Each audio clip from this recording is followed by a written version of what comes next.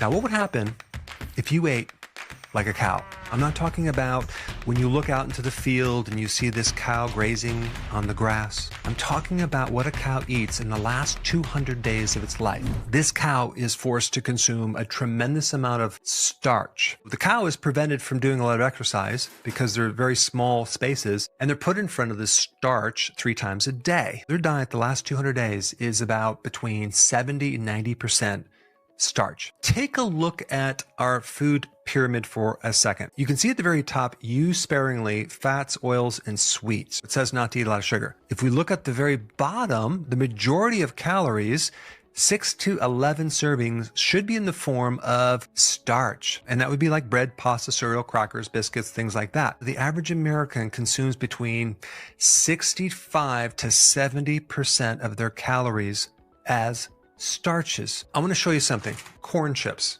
Okay, and we look at the back of the label. Tell me how many sugars we have. 0 sugars. How many carbohydrates? 18 grams. That's per serving size, per 15 chips. Now let's look at flour tortillas. 0 sugars, 25 grams of carbohydrate. Let's not forget cornflakes. 3 grams of sugar and 35 grams of carbohydrate. I want to explain a very big confusion that people have related to carbohydrates. I think everyone knows that sugar is not that healthy. What about carbohydrates? If we deduct the sugars and the fiber, what is left? And the answer is starch. What's the difference between a sugar and a starch? A sugar molecule, like we call glucose, is like just one molecule of sugar. So sugar, and we're just going to talk about the basic foundation or building block of sugar, is glucose. But with a starch, you have a chain of glucose stuck together. Now you know what a starch is. And no, we're not just talking about like whole starches like potato or even like rice or even whole grains. I'm talking about the refined stuff like this right here,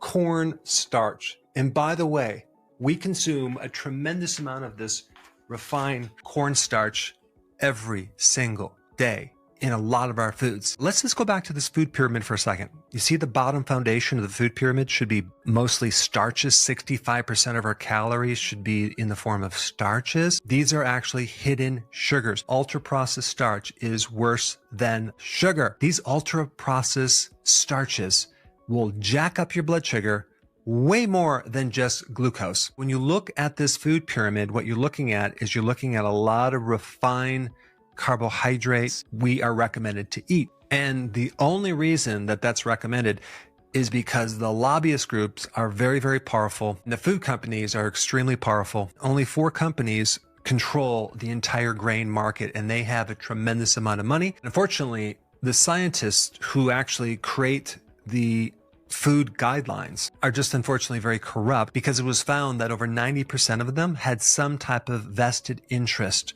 or funding from big food. What's really unique about these starches is that they're incredibly profitable. You can buy 1 cubic ton of corn for $198. Don't worry, it gets more interesting, because right here I have frozen corn. This is not the type of corn that is in all these other products. There are 2 types of corn. You have field corn, or another name for that is dent corn, and then you have edible sweet corn, right? The type of stuff that you have in corn on the cob or you'd buy as frozen corn. And so this dent corn or field corn is not even edible, but this we use as the feed to fatten cattle to create a marbling effect of their muscles. And they make so many different things out of corn. They make ethanol.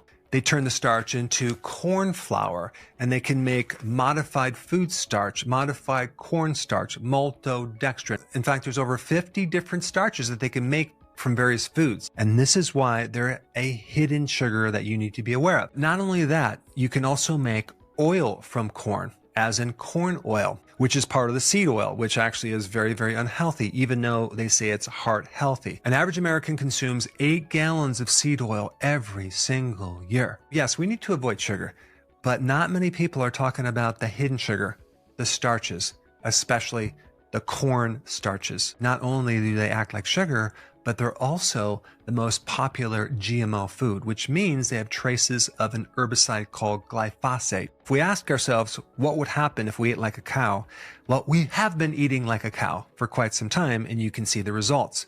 We have obesity, fatty liver, we get heart disease, and the list goes on and on. The normal cow stomach is not meant to digest grains. It's meant to break down grass. Grass is fermented with bacteria, and that fiber feeds the microbes. The problem with feeding grains to a cow is that the microbes now create this excess amount of acid, and they get what's called acidosis, and you get a lot of infection, and that's not very healthy for a cow. This is one of the big reasons why in their food they put a lot of antibiotics to counter this bacterial overgrowth. If we're consuming all this grain, we probably also have a similar thing. That's what happens when we consume the grains, and it creates inflammation in the gut, and that creates all sorts of allergies and abnormal fermentation in the wrong place. Normally we need fermentation a little bit lower in the digestive tract, not in the small intestine. And so this is definitely not a what if problem. This is like we have been consuming very similar foods to cattle for quite some time. And if I put some dent corn in front of you right now,